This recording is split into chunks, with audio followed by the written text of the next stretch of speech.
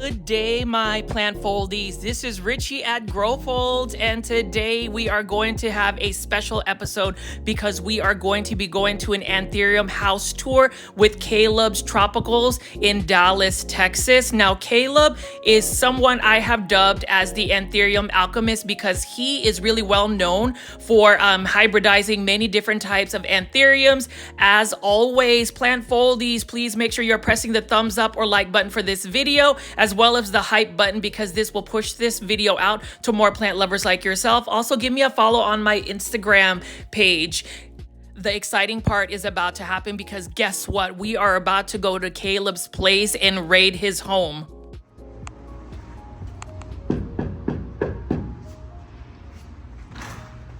Hello. Hey Caleb, this is Hey. Richie. Thanks for inviting us to your humble abode to talk about Anthuriums. Yeah, come in. Thanks for being here. So plant foldies, we are actually at Caleb Tropical's place and we're going to be talking about like Anthuriums. So yeah, we'll just have an open dialogue. Thank you so much for like tuning in with the viewers and subscribers. So yeah, Caleb, let's talk about like, tell us about yourself. Give us some background info on how you started plants, anything you want to mention as we are going to be touring some of your Anthuriums today. Yeah, for sure. So plants, I was kind of late to the game. I was not a lifelong plant person.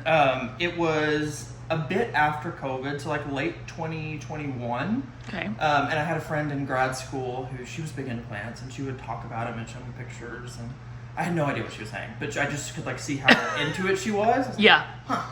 It's like, what is this? And so I would ask questions and whatever. And then one day I was like, okay, I want to try it. Tell me what to buy. Tell me what to order. And I think the first thing was, what was hot back then?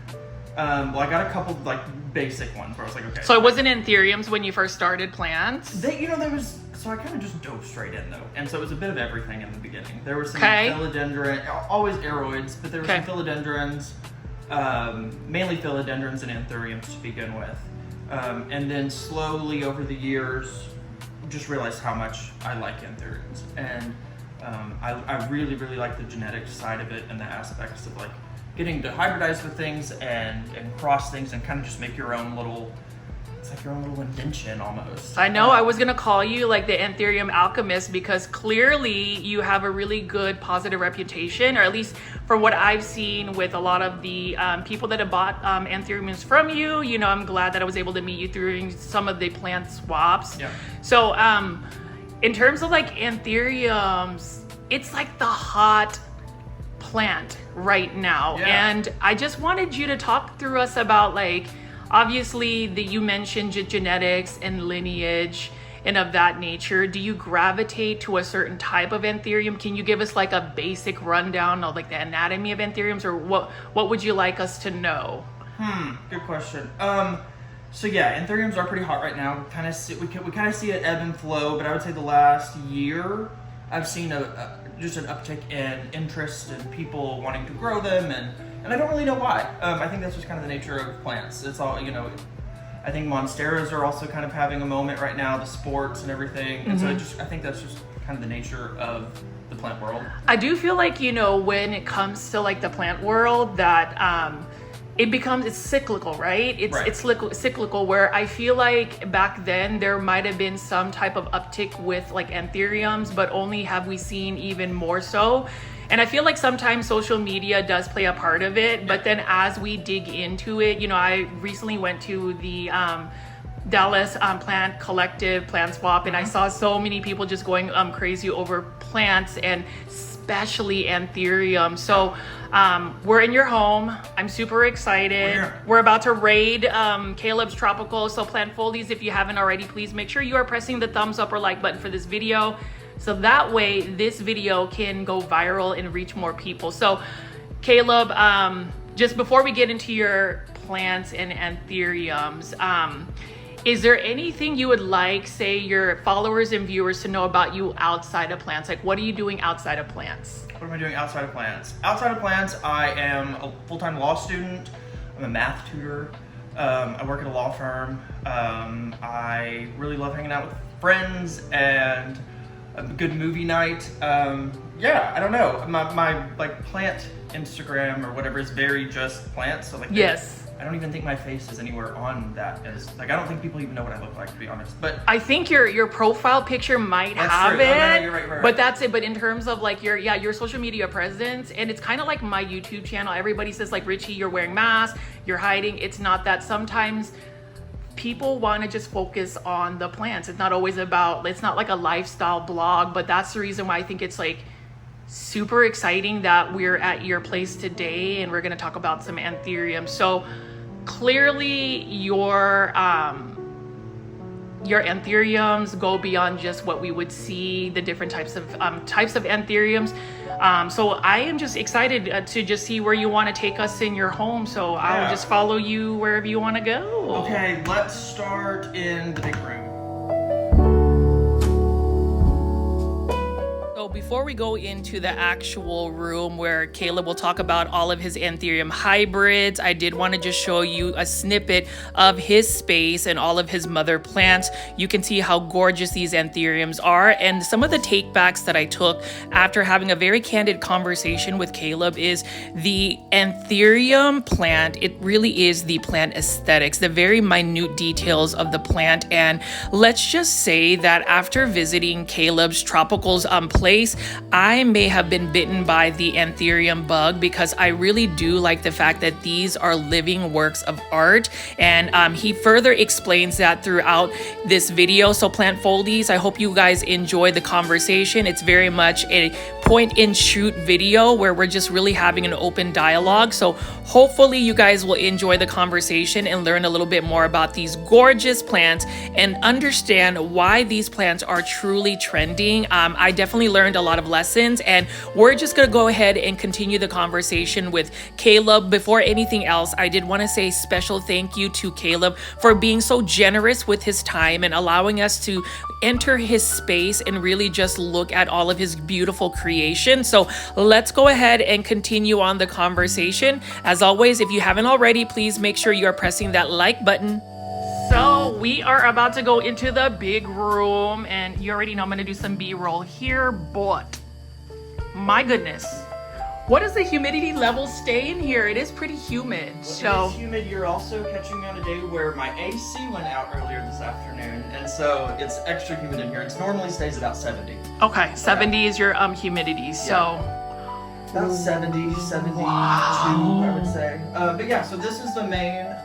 I got this apartment thinking, oh, this would be my office, and then. Well, it is your office. You have all of these like anthuriums and stuff, and we got a little we have a cat. What's the cat's name? That's Nala. Oh, Nala's so cute.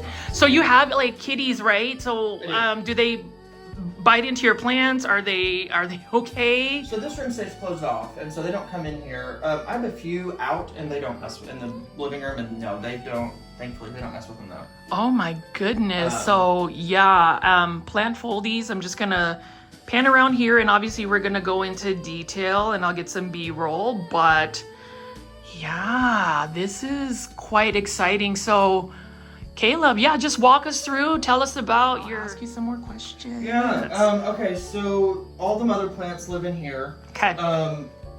Let's see, like this bottom shelf down here. So PlantCon's coming up. At the time of filming this, it's about a month out. Yes. And so a lot of these I've been growing them all out to be able to bring to PlantCon. But so everything on this bottom shelf are all hybrids that I made. Okay. And then so you saw it here first, guys. Dallas PlantCon 2025, October is the 18th and 19th. Check out Caleb's Tropicals. He will be vending. Yeah, so. Come say hi. Yes. So yeah, we're growing out a lot of stuff for that, and so that's been really fun. I'm limited on space, and being that I just have this apartment, and so I have to be pretty selective of what I do grow out versus what I let go of as maybe germinated seeds or little seedlings. And so yeah, it's really fun to get to put some size on a lot of stuff that I've made. So I've noticed like your substrate. Can you tell us a little bit of like what substrate you're currently growing these anthuriums? Like what is the ideal substrates? Because I know there's a lot of people, especially my viewers, that may not be anthurium growers. So like, can you walk us through some of the basic care for anthuriums, like substrates, or what you feel like is best, or is there a particular mix? So yeah, so it's been an evolution for me. I started off everything in an aeroid mix. Typical cocoa chips and little bark and perlite and all of that. And that worked great. I did that for the first few years. And then law school started. And that's when I had to do some adapting. I just couldn't stay on top of watering thousands of plants potted up in that aeroid mix. And so that's been the last probably year has been a slow shift over to putting everything in semi-hydro. Okay. And so as of recently, so there you'll see different iterations of, quote unquote soil as I've kind of played with it over the last year. Like this is a mix of just perlite and pumice. Okay. As of late, I've just been doing straight perlite. And so no just perlite. Mm-hmm. Yep. And interesting. So okay. With those, everything's standing in about 1/4 to 1/2 inch of water in the trays, and it just gets wicked up as they need it, and it's been great. It's allowed me to grow them all really, because I can water, dump water into each tray, and it just kind of self-waters and just grabs the plant. Okay. Yeah, exactly. And so I understand that's like probably not typical. Most people are not growing this. So, but I would say at home, self-watering pots are great for these guys. Okay. The big thing with them is they want a consistent watering routine. Okay. And so self-watering pots definitely allow for that. In terms of what soil or substrate you're using in that's kind of a personal preference. Okay. If you have it, I think pon. Yeah, so that's the hottest thing, right? Like lechuza pon. Some people grow them in leca. Yeah, so that's if you're gonna use pon, I would say add some perlite to it. Okay. Not that they can't grow in pon, they absolutely can. But pon can get pretty heavy. Okay. And I find that especially the smaller guys, sometimes they have to fight too hard. Their root system has to fight too hard in pure pon. Okay. Just because it's so heavy, and so adding in that perlite, decreases the density of the overall mix. Okay. And lets those roots really, really take off.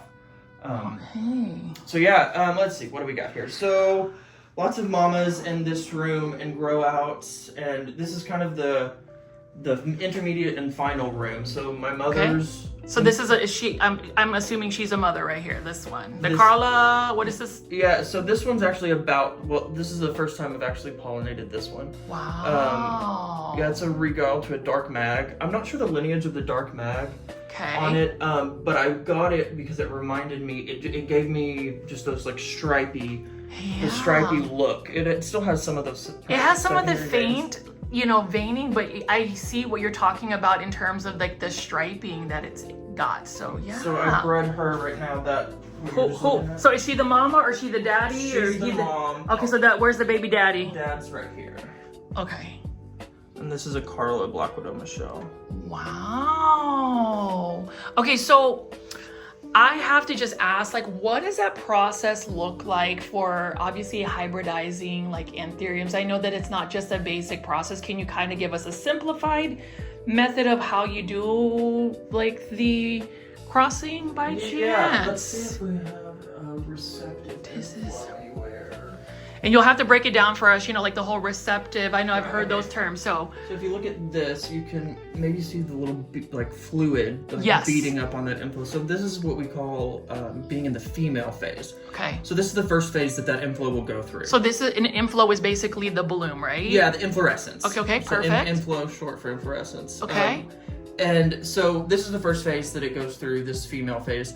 And so what would happen in the wild or when I'm hybridizing is in this phase is when you would pollinate it. Okay. And so if I wanted to pollinate this, I would take pollen from something and put it on it right now in this phase. Okay. Now after this phase, this same inflorescence will then go from female to male phase. Oh. And that's when it will start to produce pollen. And so anthuriums are a little unique in that their reproductive organs are both male and female. And so this same inflorescence will go through first a female, then a male phase. And that's a bit unique to them. And it's also why hybridizing them, I would say in terms of, in comparison of many plants, it's quite easy because they do go through both phases in a single with a single inflow. Interesting. And so I'm noticing here, so there's something that's wrapped up. So plant foliage, you can see right here. So is this a successful breeding? And what are you just covering that just because it needs to be covered? Sorry for all of these silly questions, but I am so fascinating. No, ask away. So yeah, this one is, these are getting ready to harvest anytime. I put this bag, sorry, the bags are multi-purpose. In this case, that's on here, so if they do pop off, the berries that they're caught in the bag. Okay, got it. Yeah, you want to make sure, right? Every single berry can become something spectacular. So yeah. And the bags are also used if I have an inflorescent that I know I'm going to pollinate, then I'll put a bag over it. Okay. To protect it from accidentally being, cross-contaminated with other pollen that I didn't want to use on it. And so, yeah, the bags kind of serve facet. So it'll capture the berries and whatnot. I would just say, so how long does it typically take for, something like this to start creating berries? Or does it vary for different types of anthuriums? Yeah, there's a wide range depending on the species. Your typical velvets which are pretty much most everything in this room, range from 2 to 3 to, I would say 3 to 6 months is kind of your typical range there. The few that are kind of known for being longer gestation periods are your luxurians. They're going to be about a year. Really? Clarinervium, any of the Mexican species, so or the pure species. Okay, here's a Regal down here. This is a pure species. This guy. Okay, Regal. What else? Pure species. These one Lingeri. These are pure. No, look at that. That is insane. Like what? Those are from Enid. I got that as a seed from Enid. A seed? Mm-hmm. Probably a seed. 3 years ago, yeah. And this is what 3 years of growth could look like. Do you have any type of, in terms of watering, do you use distilled water, rainwater? Do you use tap water? I have on my sink tap water, I installed a filter. Okay. And so I use that, and then I, having switched 90% of the stuff over to a semi-hydro setup, I balance the pH. I don't guess I balance it. I bring the pH down to about 5.3. Okay. And then add a bit of fertilizer, and then bring the pH down. My tap water runs a little high in terms of pH. Okay. And so, but that's all. That's all you do. That's all I do. I don't mess with anything in terms of silica or. All those nutrients and stuff So you don't really do all of that, because I would feel somebody who hybridizes and absolutely has a beautiful collection of anthuriums, you would be all about the silica. So that's really interesting. I just never got into it, and everything, honestly, I didn't even fertilize for the first couple years. Okay.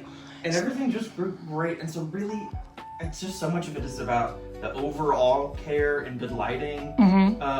The nutrients and everything can be a supplement for sure, but if the kind of the core foundation's not there, then they're not going to be your saving grace. Yes. And so speaking of fertilizing your anthuriums, what do you use? What products do you use? What would you recommend? For these guys, and I've just always used it, I use Foliage Pro. Okay, Foliage Pro. And I dilute it down pretty much every watering. I do about 1 milliliter per gallon.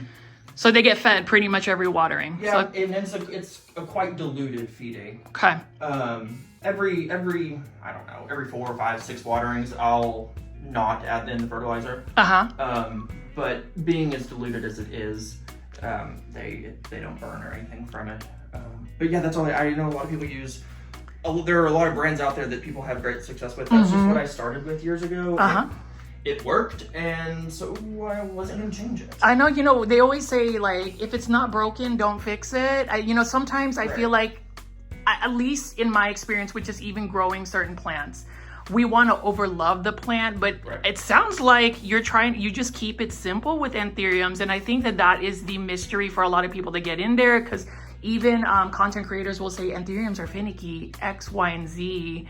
I suppose they can be, but I think that stigma you just mentioned, Lyle, it's pretty simple how you do it. They can be. The thing with them is is they just really want consistency. And so from the watering to the humidity to the temperature, they just want something consistent. And so they're relatively adaptable in terms of what that consistency is. Okay. So figure out what you can give them and provide them and in a consistent way. And I think that's my biggest advice to people. For me, I can consistently keep this room about 70% humid. It stays. And that's a sweet spot, right, for Anthuriums? I mean, okay. Yeah, for me. Now, do I get crispier leaves versus if I were to keep this room at 85? Probably. Probably, okay. Older leaves will get maybe crispy a little faster. Okay. But again, that I can keep. Now, could I bump it up to 85?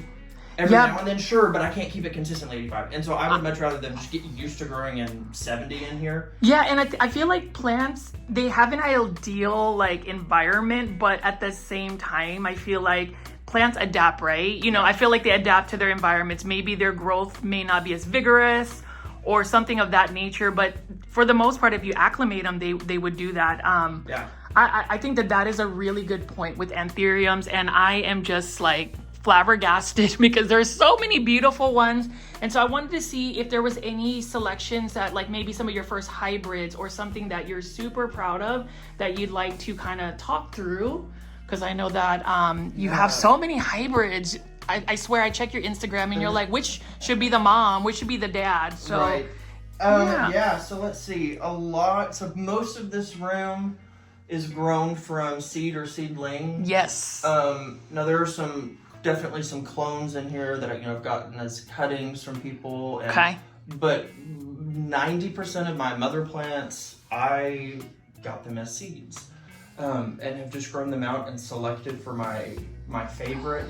My thing is, I'll buy 10 or 15 seeds of a cross that I like. I really don't have the space to do it anymore. But when building the collection, buy as many seeds as I could of a cross, grow them out, and keep the most vigorous or the most, one that has the most desirable traits.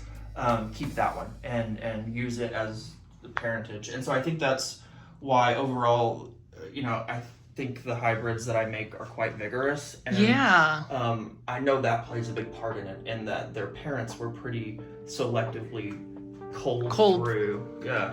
Awesome. So some favorites. Yeah, though. let's look, because I know you have some. So this is your PlantCon assortment. So again, these are some of them.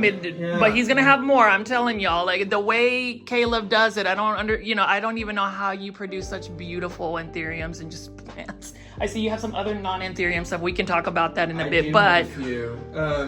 Okay, this one's fun. This is a GPH Carla. So this is a Carla from. He's Gay Plant Ho on Instagram that was crossed with an NSE port. I didn't make this one. My friend Dome at Capu Planting made this one. So this is a sibling to this as well. So they're both siblings. This one I think I like them both for different reasons. This one has a lot more of the GPH Carla look to it. Okay, and can you kind of tell us what the GPH Carla look for the ones that are not? So as Anthurium savvy. GPH Carla is known for being pretty narrow and longer, and having this kind of blown out, almost vein pattern up there. It almost looks like a spider almost. Yeah, it does. And it has a very it's not like a curve. It's like there's like a hard line to it. I don't know if right. Yeah. Wow. And so anyways, so they're both very, very different representations of the same cross. This is one that I made. I posted and people were going crazy. They were super into it. And what is this one right here called? So gosh. Or do you have a name, or what's the cross? I haven't named it. So its mother is a Donovan Delta Carla Ace of Spades. Okay. And the father is a Code Red Pape Plus. And so I've been growing a lot of that batch out, and that was definitely one of the standouts that I'm going to keep back and use for next gen breeding and stuff. So that one's fun. These back here are all silver blush crossed with super silver, and you see a few in there that are definitely higher silvers. I see. Right here. Yeah, you see it. I see it. And so that's the fun part of this, is getting to grow. And even like this one right here has a new... So that one over there, so that tray that you're on is Doriaki crossed with my SKG Gray Zara Michelle. And so those, I kind of have nicknamed them all mini red crystals. Mini red crystals, yeah. Yeah, because they're going to have that pretty typical red crystal look with the Doriaki, and then it's going to keep them a lot smaller and more compact. Okay. So people who maybe don't want a giant red crystal, I think that's a good alternative. Yeah. And that's something that I've been working on, is getting things like Doriaki into some different crosses, because it does a good job of keeping the compact look. Keeping them a little bit smaller and more compact. What about this one right here? This one is a massive mama right here. Yeah, that one's really nice. So that is actually a species of, a Mexican species is called Yetlenses, or Yetlens. I actually don't know. But that's a clone from Rory, and that he collected in the wild. And then the little one next to it, right over here, that's a Diabloense, and that one is from Cartel Dawn, out of, I believe they're Indo or Indonesia. Okay. Yeah.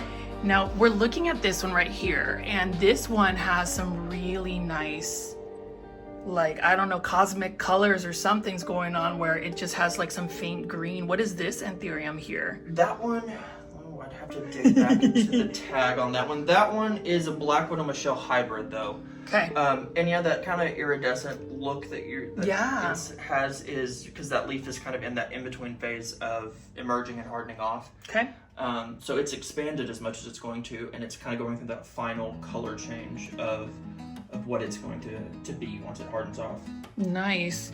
And then these ones right over here are these are all Michelle's crossed with Luxurians. Yeah. Wow. And so they should be nice and dark and round. Lux looks. It's kind of what we're going for there. And actually, those I didn't make. I don't remember who I got those from. But those are the only ones down here that I didn't make on this shelf. Well, and then aside from the one in the corner. So these will be out here. And then this one right here. What is this one right here, Caleb? That is a Connor Burgle cross, and it's like kind of got a weird little variegation thing going on. Yeah, I was noticing that there's like some variegation stuff, spotties. Why I've kept onto it, just to see what it does. That is what Connor calls the mother plant. He calls Dark and Moody. That he bred to a Black Widow Michelle. Nice. Yeah, and so those are fun. Do you have to have like cycles whenever you're like breeding these? Like, is there like a certain time of the year, a certain summer months? But no, they'll flower and grow year round, and so it's not seasonal in that sense. This is a really nice. Yeah, that's what I was looking at. I've been like panning over this. What is that one? This is a King of Spades crossed to a Carla. And this leaf it's in this, again, it hasn't hardened off yet. You can see how floppy it is. It hardens off just nearly jet black. Jet black, and so that's a hardened leaf underneath it. Wow. If you can see that, yeah. It's definitely got a satin look about it. And then there's one this one right here too is pretty dark. So what is this one? This is a Carla Port. So it's actually the same type of cross as from this one and the one on the bottom. Yeah, but different parents. And so yeah, that one's a fun one. Let's see, what else is up here? These are just a mix match of things. This one's nice. This one is my Mag Verde Forgetii that I crossed with my SKG Gray Zara Michelle. Okay. And it just has a really good representation of both parents in there that I really like. You can even see that there is that faint like color on the edges of the leaves. And that's something I'm learning about just anthuriums. It's not necessarily, just, mass produced grow a plant. Like I really see people just looking for the nuances, and it's just exciting, Caleb, to just see you're just, I don't even know what to say. I am just so mind blown by all of these anthuriums. What? So you obviously are a law student. Yeah. You obviously, this isn't like a full-time gig, I would assume, right? Or is this a full-time gig? I mean, it does take up a lot of time. Okay. but it doesn't feel like work. Yes. And so it's definitely been nice in terms of, you know, the financial support of it while being in school. That's been just, I feel really blessed to be able to do this and for it to, you know, kind of be a bit of a side hustle while I'm in school. It could be like a main hustle the way your trajectory of just creating hybrids and stuff. So in terms of like even these ones right here, can you talk me through this one right here? Like this is... So this one, let me think who made this. This one is another Connor Burgle. No. Nick Chu. Nick Chu, okay. Yeah, Nick made this one. This is I'm gonna think of it without looking at the tag. This is a Wonder Boy pack that he bred to a BVEP.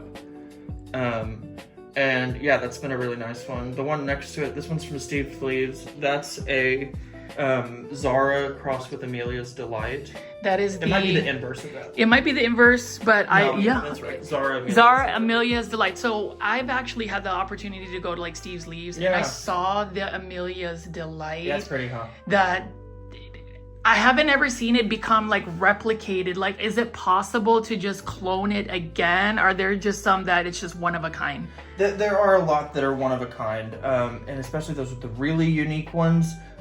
Sometimes the genetics in them just don't pass on. And so I know they haven't gotten that replica look of that Zara. No, sorry, not Zara, the Amelia's Delight. But I can see it though. Cool crosses with it. I mean, like this. I mean, I can see it right there. And it's just, wow. And, you know, I feel like with these Anthuriums, as I've gotten a little closer, Caleb, and I appreciate you just having us over here, it's really the nuances of the leaves. It's literally a curated, like I mean, we're gonna pull this one right here. This is another curated one right here, super dark. It has a chocolate brown. What about this one? What is this? Yes, this is a Forgetii crossed to a BVEP. This is in the process of hardening down, so it'll harden down to this much darker color. Wow. It's kind of in that intermediate kind of brown. And this one's just growing in sphagnum? It's sphagnum with some mix? Topped it with sphagnum. It was like a semi-hydro mix. This was one of the earlier iterations, so this one I think had like perlite and fluval. I was doing too much. You were doing too much. Yeah. And I just feel like with like plant lovers, plant enthusiasts, plant addicts, whatever you want to call it, we just want to do a lot. But like this is doing a lot right here. Who is this? Yeah, she's huge. This is Silver Blush Lux. So Silver Blush crossed with a Lux. This was Lindsay over at All the Plant Babies that I got this from as just an itty bitty little seedling. Have you been able to successfully breed this for Okay. Yeah, I'll show you a few of them in the other room. There's a nice variegated one that I got out of this. Wow. When I bred it to King of Spades. And so, that one's really nice. This one I've been looking at this whole time. Well, who is this? This is from Wild Roots, and it's a Silver Blush bred to a Michelle. Okay. And it clumps, and so that's why it's so full. Wow. So it's like got a clump, like there's multiple plants, I feel like. Oh, yeah. I have no idea how many growth points there are in there, probably. And she'll continue probably push more? She will. She's about a year overdue for a repot. And so she's been starting to drop some of the older leaves just because she's just root bound. She's just root bound a little bit. So she needs a repot. But I've made some cool crosses with her that are growing out. And this is from Wild Roots. That's awesome. Yeah, they're out of South Texas. Yeah. What else we got here? What else we got? This one's fun. This is from Brandon at Two Plant Daddy. Okay. And so it's a Forgetii Zara Michelle type cross, but I just love it. And I have That is freaking insane. I have it bred right now to my Carla Forgetii. Okay, and so like I'm gonna just slow it down here, and when we talk about like nuances of Anthuriums, do you see that this has like a little bit of like a curve thing? Is that just like unique to this one, or is that some type of like Anthurium breed? So forgive me again, I'm just asking lots of questions because I really want to learn. Yeah, ask away. So no, that's kind of unique to that one. It's because it's a red crystal type that was bred to a Forgetii, and so it's the Forgetii has a closed sinus, so it's completely round, and so it's just kind of how those are interacting together. It's kind of that in-between phase of being totally round versus that open sinus. That is freaking amazing. And then who is this right here? Because we see just a little bit of red bleeding down to like green. This one's really interesting. That's from Fairchild. Okay. And so that is their really well-known FTG crystal, bred with, there's a name for what it was bred with, and I can't remember what it was. Okay. I believe it was like a wild collected type. Anthurium. Yeah, I can get you the name for it. But yeah, really interesting. It reminds me of like a stretch limousine, like it's long. Yeah, it's like very fat, long. Like, fat what is going on? I know. So that's neat. And then it looks like somebody's spilling over here with some seeds right here too. Who is this? Yeah, that one. Let's see if you There's can like see a her. zot. That one's, so this is Mom. Okay. She does this goofy thing with her sinus like that, where kind of inverts.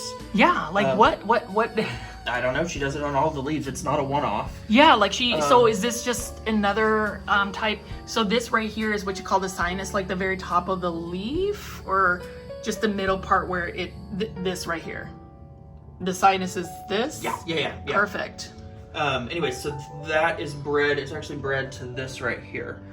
And this is an NSC silver. And you can even see just the minute hole. And then there is it's got a really big, a really like pronounced, like where all these veins are meeting up right here.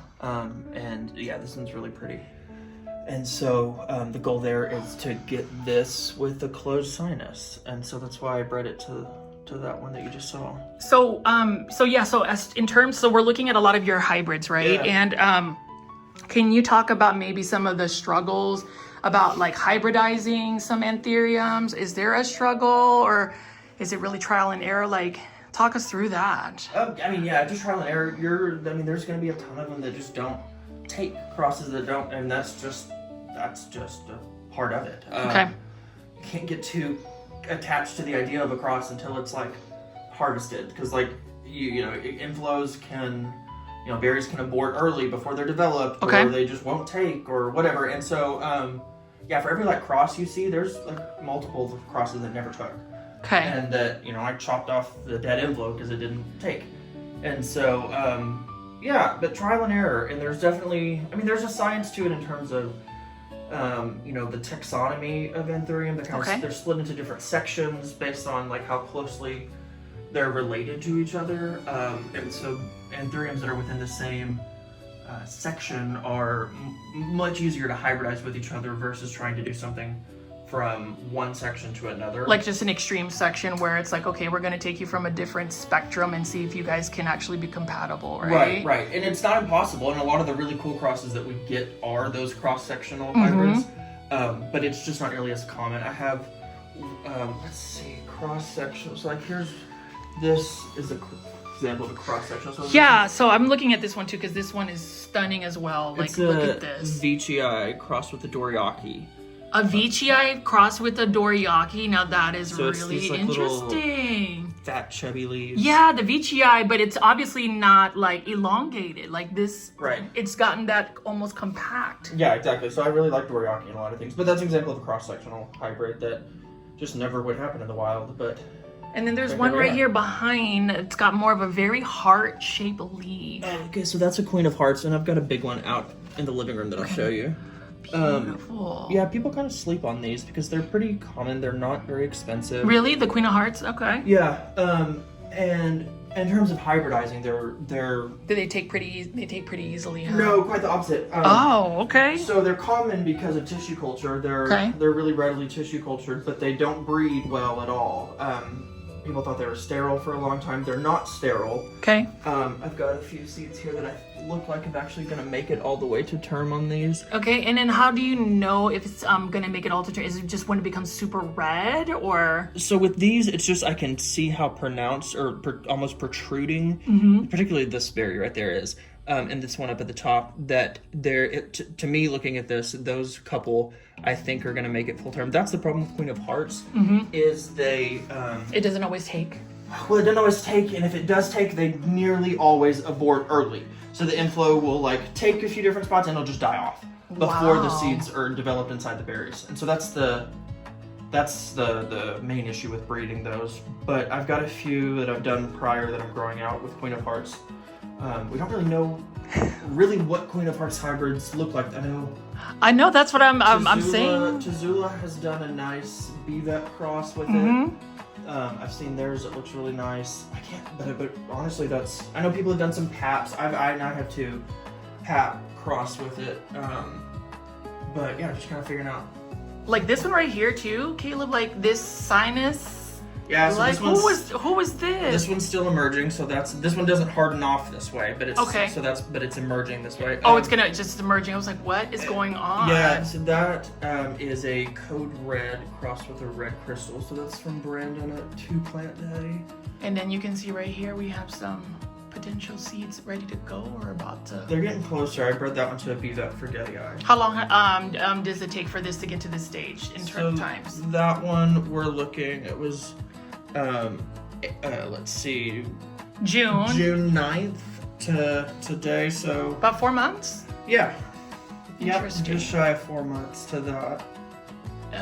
Okay, and then this is just what is this just a Vici? Yeah, this is mixed with it's a narrow form. Narrow form. I love that too. Yeah, so the really tight rippling in it makes that is what makes it narrow form. It's not necessarily because it's less wide. It's because the spacing in between these like ribs are narrower.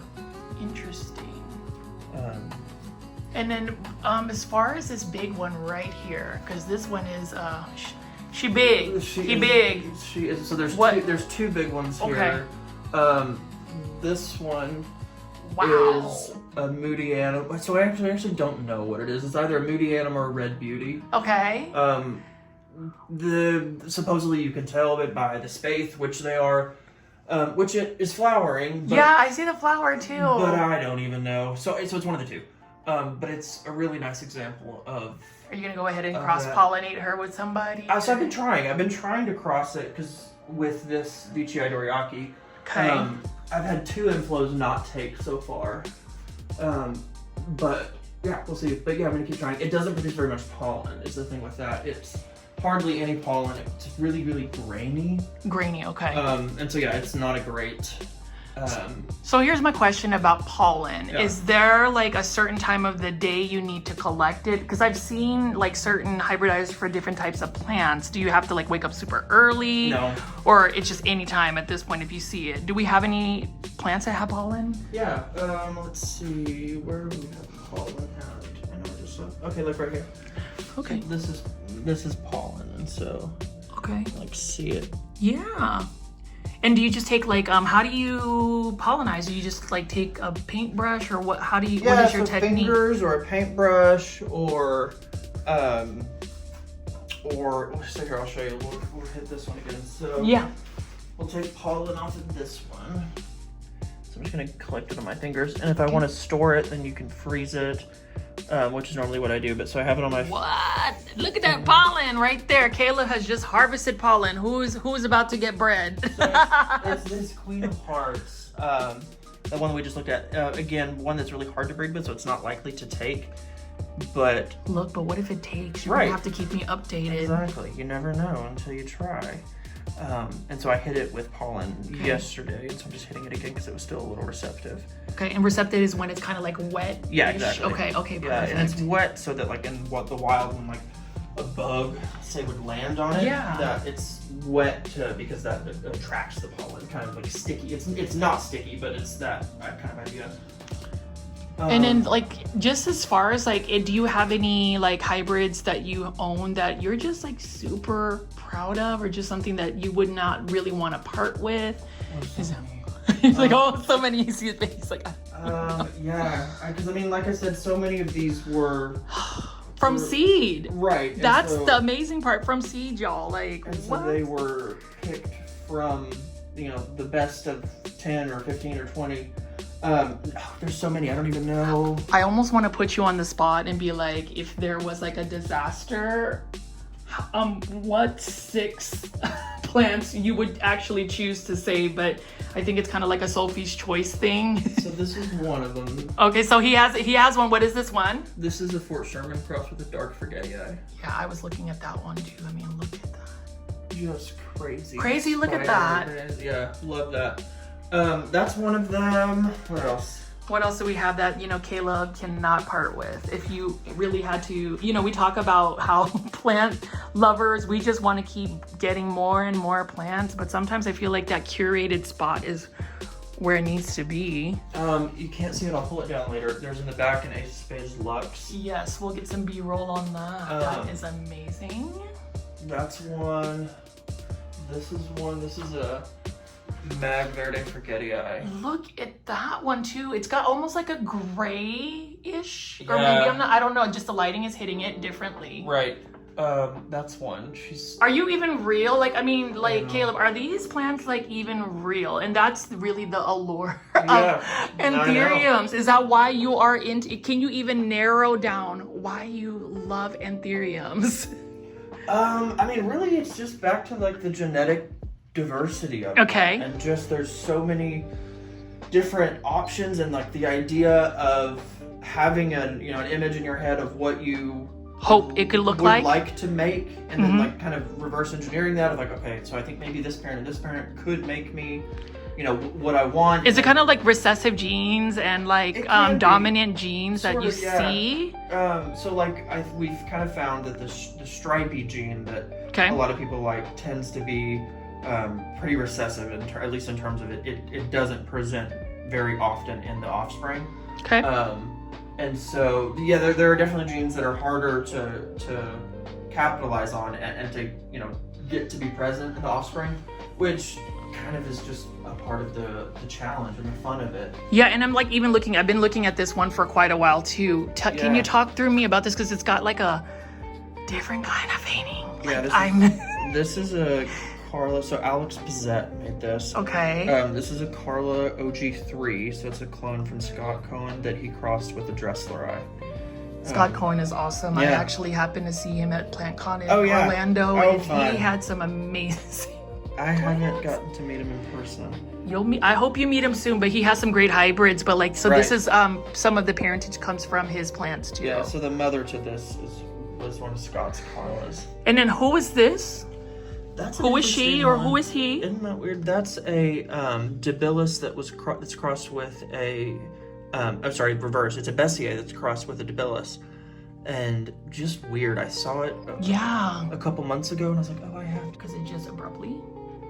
All right, so Caleb, so clearly we have all of these beautiful Anthuriums, all of these hybrids that you've crossed. What are your thoughts through the process of selecting plants in the culling process? Because I know that is a little bit of I wouldn't say controversial topic, but people have very strong opinions. So I want to know what your thoughts are as somebody who's creating beautiful hybrids and crosses. I throw a ton of plants away for that reason. Boom! You heard it. I do. I think.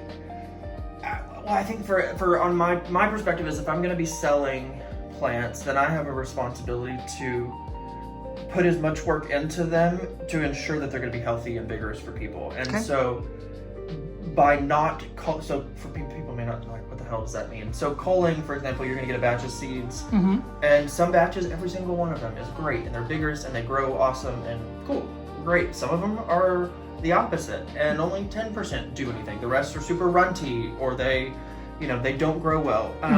So for me, culling is really important. I cull very heavily. I can tell because of just especially for aesthetics of it too. Yeah, what I sell, I cull heavily, and then like I was saying earlier, the mother plants.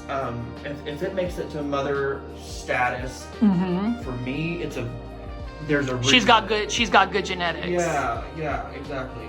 Childbearing hips, something. Right, exactly. And I think with the kind of boom of Anthurium, and a lot of people having them, and them not being particularly hard to hybridize with. Yeah. You see a lot of at-home hybrids, which is what this is. Yes. Somebody was asking me just the other day, what would be your advice, or what would your whatever be for hybridizing? Yeah, I was going to ask you that too. Yeah. Oh, actually, I think it was in Anthurium Addicts. There was a post about it. But it's the only advice I know to give is to just be incredibly picky and selective with mother plants that you use. Good robust, healthy, vigorous mother plants make good babies. And Yeah. so I mean, I think that's the biggest thing, is be as picky as possible. In a world where a lot of people have Anthurium and a lot of people are breeding them and everything, the only way to stand out from that is to have just really, really healthy mother plants that make, again, really healthy babies. So this right here, Panda, but this is a Forgetii Lux. I waited years to find that damn plant.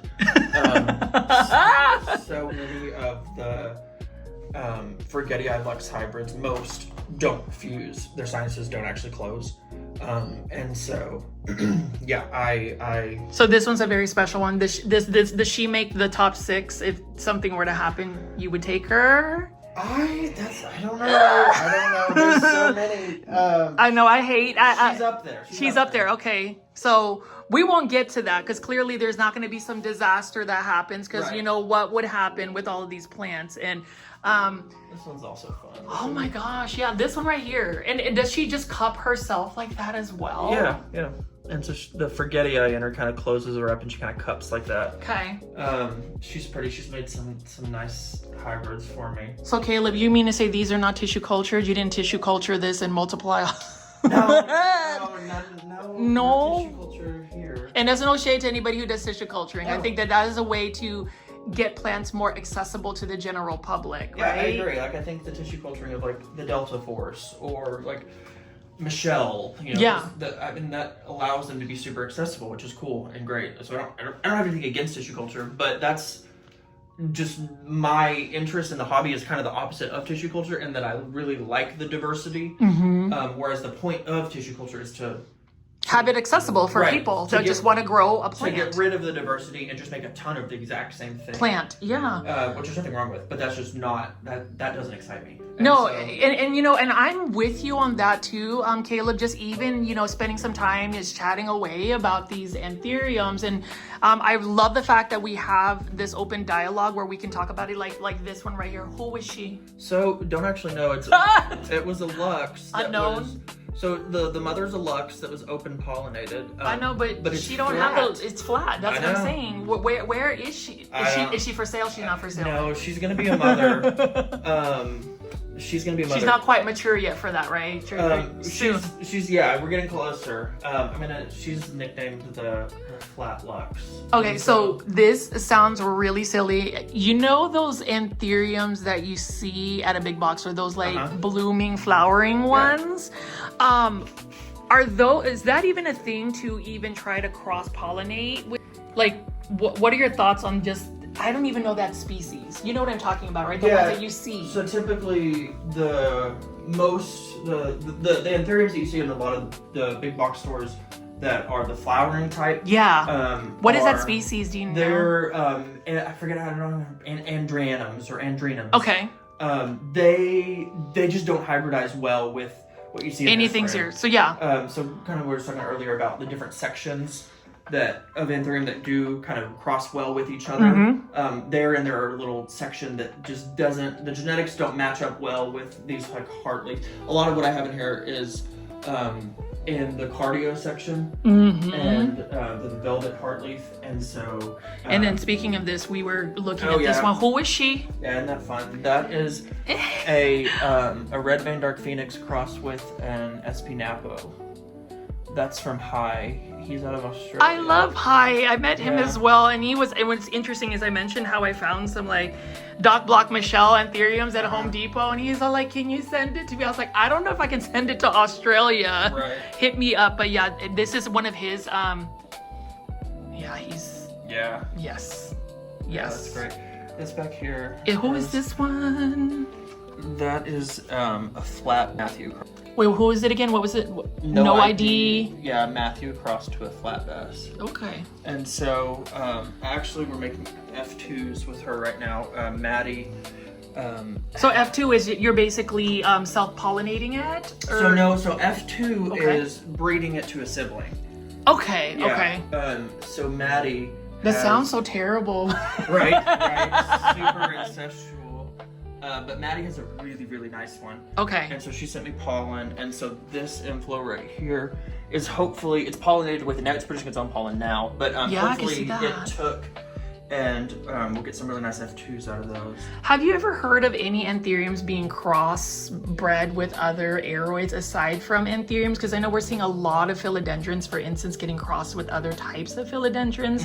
Is that even a possibility or a thing, or have you heard about that? No, not outside of anthuriums. I haven't heard of that. I don't think that yeah, no, I don't think that It just would be exists. a sterile. That'd Yeah. be like sterile, right? Right. And then we have some other non-anthurium plants here. So we have some. I Do do, you like I do. Alocasias too, or Yeah, is so this? I go in weird phases. I really like the Is it the venom? Yeah.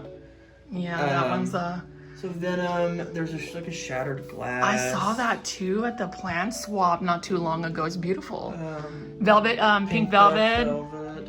And then you have a. Oh, this one's really nice. This is the silver nobilis. I just love those. So you like alocasias as well, and I see. I do. I don't have a ton of them. Have you ever tried to like hybridize those? They I do? have. Okay. On accident once, and it worked. On accident. Yeah. Happy accidents. It worked, and then the bin that the seeds were in dried out, and so they all died. Oh my goodness. Look at that. So you're so clearly you have a lot of just very robust, just very beautiful leaves. Not a lot of variegation stuff. What are your thoughts about variegated anthuriums? I see that the market is starting to get flooded by those. Is that something that interests you? Is that something that is in the works for you? Or like, talk me through variegation, because I feel like people feel like when something is variegated, it increases the value, but I think it's a little bit different. At least in my opinion, I think it's different with anthuriums. Yeah, so actually I'll show you. Come in here. Okay. I'll show you a few. We're going to follow Caleb. Follow the leader. Follow the I'm leader. gonna close that Yeah, behind because- you. The cat'll end up in there. And then next thing you know, I love your open space too. Look at the kitties. So plant foldies, if you are enjoying this content, again, please make sure you are pressing the thumbs up or like button for this video, because looky here, he's got even more things. So we've been in that one area, but look at this. So, wow. Yeah, so these Wow. are just growouts. That room is obviously full, and so there had to be somewhere for them to go. And so, but the variegated, so I have a few. Oh, There's this one. that one kind of hits me a little bit though, Caleb. I'm not even gonna lie. It's got really nice like pink orangey undertones on the emergent. But the thing is, say I see there's another variegated one right over here, Yeah. but say you try to like cross-pollinate that, is that even a chance that maybe some of the children would be variegated, or is it just really a mutation that's not passed? Like, I don't know if I'm making any sense. Yeah, like, no, it's definitely passed. Okay. Typically on the mother's side. Okay. And so some kind of weirdos over here. Some like Yeah, little- who was this? This was one that I made. That's a red crystal port that I crossed with the Magverde Forgetii. There's some like blisters back here that I made. And in plant foliage, you can see that like Caleb's collection, or just all of his beautiful plants, are super healthy. I have to ask though, any potential for like plant pests? For how do you control plant pests in your space? Or yeah, do you deal with plant pests? Because I feel like you don't, just I based haven't- on what it looked I at. have in the past, and it was maybe a year ago. Probably the most recent was about a year ago. And, Okay. I found spider mites for the first time ever. Spider mites in a Yeah. high humidity area? Yeah, they. I kind of caught it early enough that it wasn't Okay. horrible, but What'd you use to treat it? oh goodness, those I actually don't remember. Oh my goodness.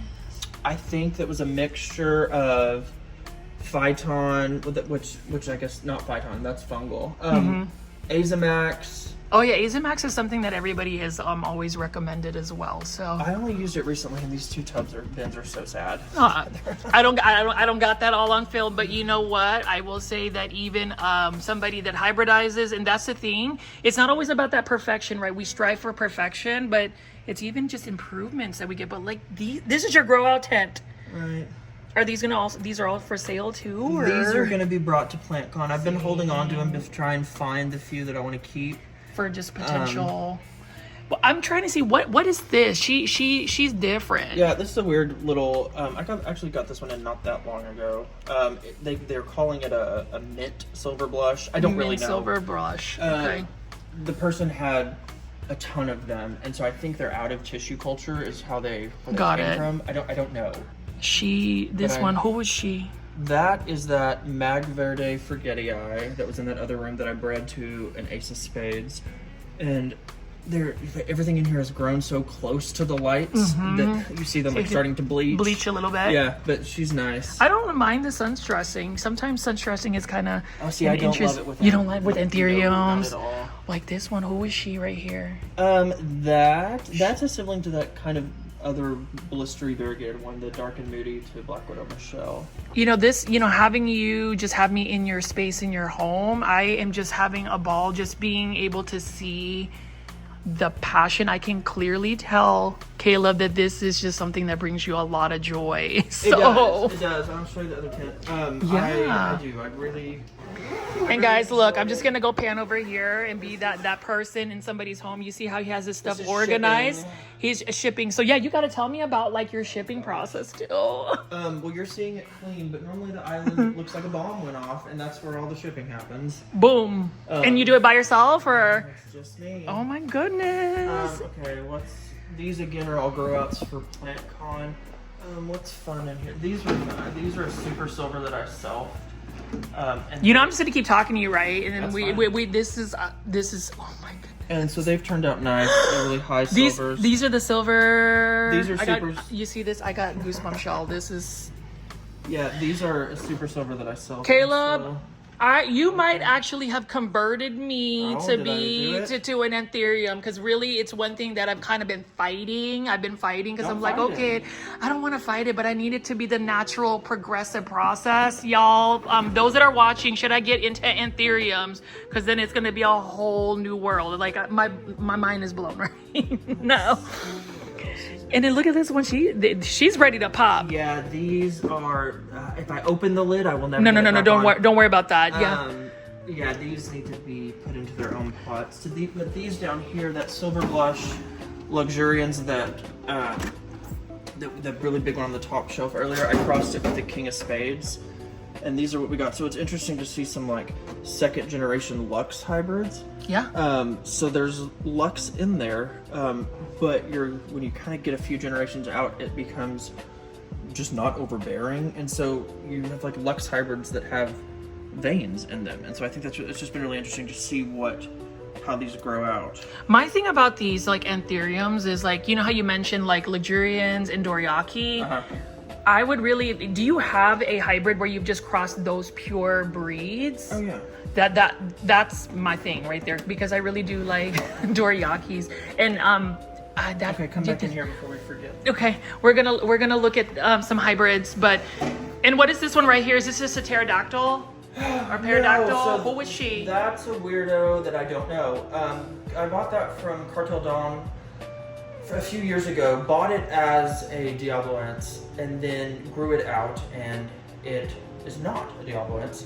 I'm just saying. I mean, she got her own little island here, so I had to ask. And so grew it out, and it wasn't that. And so I reached out to Cartel to ask like what they think it could be, and they don't know. But they were kind enough that since it isn't what I bought it as, that they sent me an actual Diablo, and so that was one that you saw earlier. Beautiful. So that was really kind of them. They didn't have to do that. These are so dirty. It is all good. But the shape of these is pretty neat. It is really neat. I did see that you had a variegated pterodactyl in there too, or something. I did. I'm going to show you before I forget about the Doriaki Lux. Yeah, I really, because y'all plant foldies, you already know, if the secret is out, and you can tell that is my aesthetic. This is my aesthetic. So if you're going to ask me, because oftentimes I talk about plant styling and things of that nature, there is very much so a very minimalistic look about it, but just even the textures and the matte finish. But this is just like somebody. Is this your did you make this hybrid? I didn't make this one. Green Hues made Green this one. Hues. Yeah. I have made a few hybrids with it though. So my question is, like, say you wanted the exact plant, is it possible to get like some kind of cutting and air layer? Or is that very challenging? No, yeah, you can definitely cut Anthurium. I wouldn't say it's as easy as like, you know, a philodendron or a whatever. But yeah, no, you definitely can. You can just like take stem propagations just like you would any other aeroid. The thing with them is they're very compact growers, and so sometimes it can be a little tricky, but definitely a thing. A few in here did come from cuttings of like particular plants that I just really liked, and so like this one right here, this is a clone of Connor Burgle's SKG Gray. Do you see that, even just the little squiggle? Yeah. So this one, like, I got as a cutting. Nice. Yeah. I would love to be able to like see somebody get a cutting of like that Amelia's Delight at Steve's Leaves. Right. But you know, that would probably cost it. That's just one of those hybrids that are just out there. But Jesus, that's just all. He's about to bring this out. Look at this. It's just too nice not to. Yes. We gotta go into the normal light. So we're gonna go into the normal light. This is gonna probably be your thumbnail soon. But okay, let's talk to her, because this is like show quality, whatever. Let's take her asking. She could do that, because we're gonna go do this. You see this, and we're gonna. My thing about this one right here. I mean, look at how she's like registering on camera, and this is not even like full on like. No, it's likes. It's black. And that's not an emergent either. Some people think it's like. It's not an emergent. It's literally a hardened leaf. Right. I remember seeing your little spinning thingy too. The old ones, a little like olive green hue to this one, just because it is older. But I mean, it's still. It's pretty dark. Do you really like the black Anthuriums? Because I really like that. There's like it's literally a luxury. What is this? An inflow or a new? Yeah, inflow. Okay, maybe she might. Maybe The back of it. I love this red band. You know. My.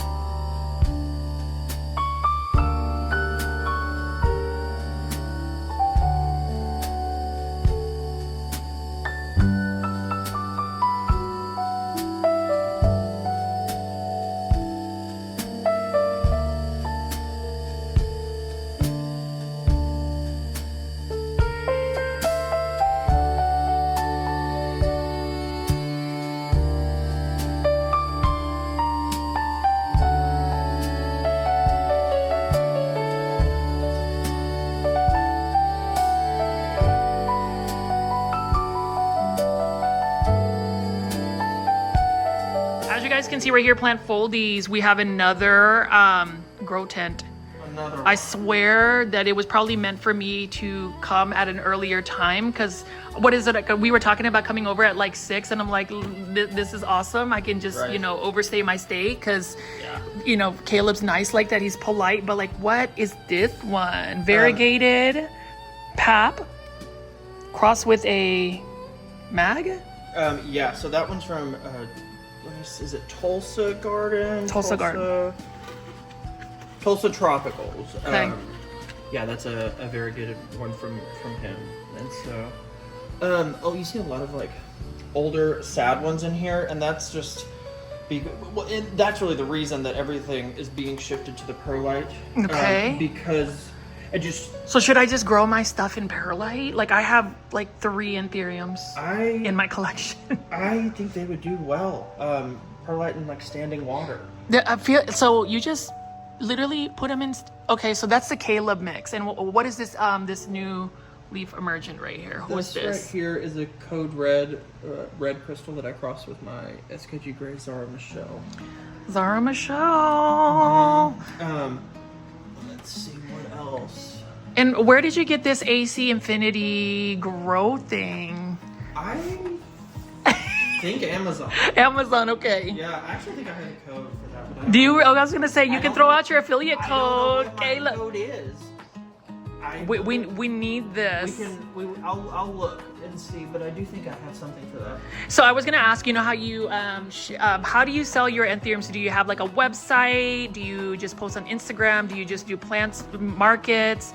How can we buy your beautiful anthuriums for anybody that is just being exposed to Caleb's Tropicals? Yeah, main place is so I do have a website. Okay, Tropicals. Okay. Shoot me a message on Instagram. It's Caleb's Tropicals. I'm in. He's really quick to respond to, just FYI. He does not leave you on read. I promise y'all. I pay attention to that stuff. Sometimes you have to message me a few times. Mm-hmm. It's not personal. Yeah. You're busy. I mean, you're a law student that has, like, these anthuriums. Like, you are just... I like what this one's doing. Yeah. Get it out. So all of these are in the process of either they'll be either culled, okay, or they'll be repotted into the semi-hydro mix. Because like all of this sadness is just, again, like this is tree fern. Mm-hmm. Yeah, I heard tree fern was actually pretty good, but no, it is. It just I have too many to manage with tree fern. Right, and so that's where some of the sadness comes in. Now these are all I haven't sold. So these are new ones right here too, right? Or just new? These are all my SKG Gray Zarmichel that I selfed. Okay. I don't think I may have sold like 2 of them early on as seeds, but then I've grown all the rest out. I want to see what they do. And so yeah, these were they were so neglected, and then I finally potted them up like a week or 2 ago. I tend to do that with my plants, so I was actually meaning to water my plants today, and you just oops. You know, the drought is real, but I do feel I do agree with you. And you know, for anybody watching today's episode, just know basic care tips for anthuriums is it again? They like consistency. Yeah, they want consistency. So I can't just like let something dry out completely for too long and then decide to water it and have her will resurrect her, or she's just gonna. They will dry rot on you. Yeah. That's what happened with one of my anthuriums. I know it's very just terrible that it ended up happening, but yeah. So as you can see right here, another grow tent, and then we have all of these. So some of these are actually going to make it to PlantCon, right? Or this was set up just for that reason. It's just I wanted to have some bigger grown out stuff to offer at PlantCon, and so this got resurrected in the living room, and that's what we're growing out. They're I mean, look at that. I saw a few of these the other day that were blistering too, so that's fun. So that's just like some type of genetic thing. Some people like the blister, some people really don't. Kind of a personal taste. But what is your aesthetic when it comes to just like your ideal anthurium? Any words or descriptions for what you look for? Yeah. Like color, like for instance, like color or texture or shape. So I don't really have the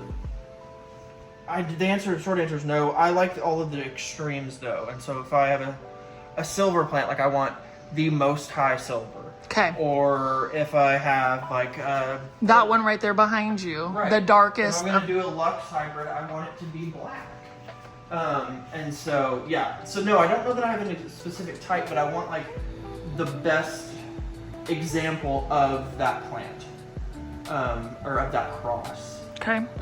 Because not all Ace of Spades Luxes look like this. This is the nicest one I've seen. Here, what was this? This is a clarinervium. So this is a hybrid of Mexican species. This is a clarinervium hybridized with a Yetlense or Yetlenses. I know, but you can tell it has some of that clarinervium right there, but it's got a different shine to it. Yeah, a little weird. It's I don't know. I don't know, and she's like trying to crawl out right now. So how often do you repot these, or do you? Because I've heard that if you repot anthuriums, they just size up a lot. Do they like to be root bound? What does that look like for you? They don't mind it, I wouldn't say.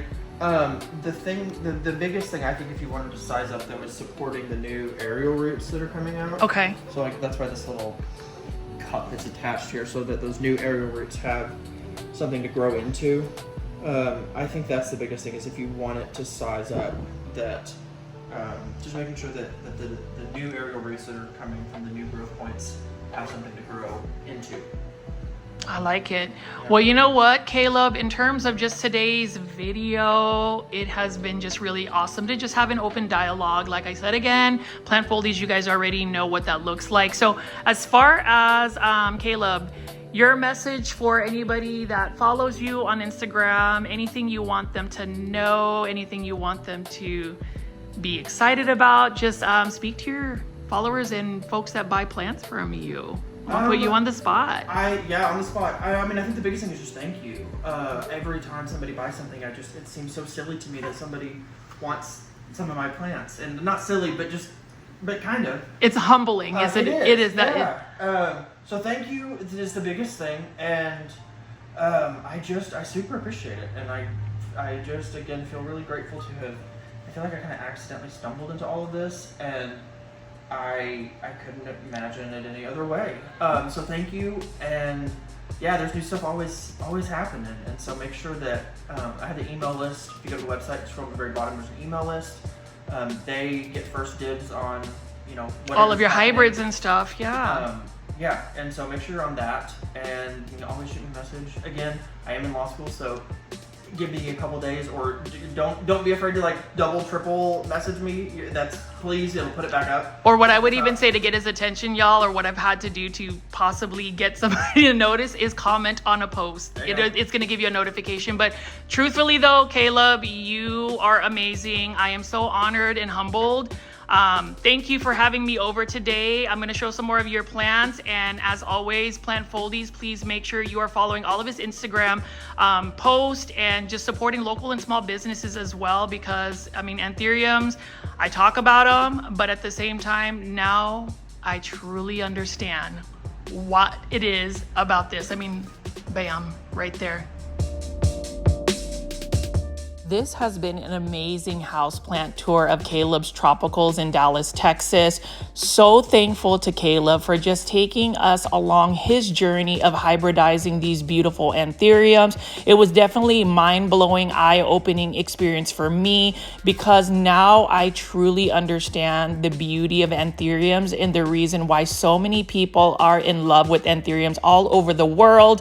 And this goes to show the diversity of plants that we have available. It is an exciting time for anybody that loves plants, but even more so for anybody that loves anthuriums. I am definitely somebody that has fallen madly in love with anthuriums, and who knows, Plant Foldies, I might be getting into anthuriums as much as I love Aglaonema. So obviously there isn't necessarily a hashtag we need to use for anthuriums, because anthuriums are basically the it plant of this year and for many years to come, just because of the biodiversity of these plants and the potential to create so many gorgeous hybrids.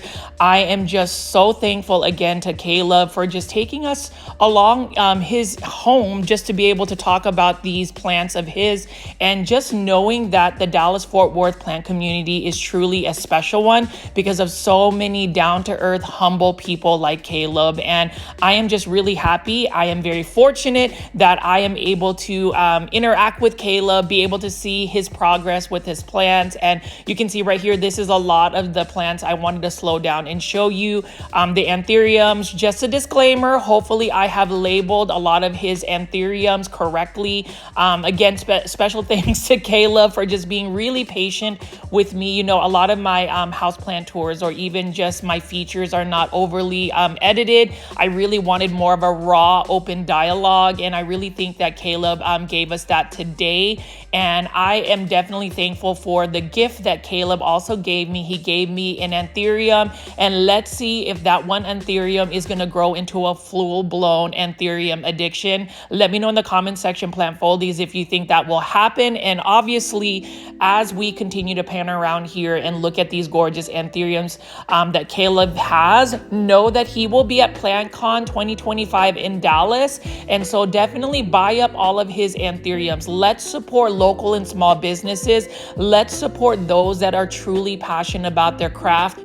So I will leave you with some more of these gorgeous scenes of Caleb's Tropicals. I have dubbed him as Dallas's Anthurium Alchemist. He truly knows how to mix and hybridize these beautiful plants, and hopefully maybe we can do a collaboration where we can create a hybrid. That's something I'll talk to him about, because I would love to create a hybrid where I can name it after my grandmother, my Lola Belen. But as you can see right here, plant foldies, what do you think about today's video? I am so happy. This is actually the type of content that I'm so excited to present to our community, because it really does highlight an individual who has an amazing love for plants, and it's all about celebrating plants as well as just good vibes only. And I truly feel like talking to Caleb that day and just looking at all of his gorgeous plants, having him be so generous with his time,